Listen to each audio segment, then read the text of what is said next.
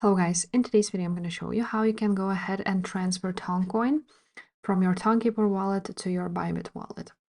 It's a quick and simple tutorial. Make sure to stick around and subscribe to this channel before we dive into. So once you have opened up your Tonkeeper wallet, you want to go ahead and click Toncoin. And as you want to go ahead and send it, you want to go ahead and click send option. And now you will need to go ahead and paste the address here of ByBit. So you want to go ahead and open up ByBit. From here, you want to go ahead and click assets in the right corner. From here, you want to click deposit crypto at the bottom. On the search, you want to go ahead and write Ton, choose it. Now you're going to choose a chain type, which is Ton, of course. And now you will get your wallet address and a tag, so you want to use both.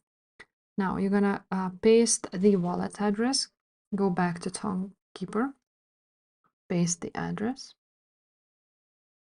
and now you're gonna go back for that comment, copy it, and again go back, paste the comment, the tag, the memo here. After that, click continue, and now you're gonna enter how much you want to go ahead and transfer and just withdraw it. So if this video was helpful, guys, make sure to subscribe and I will see you next time. Bye.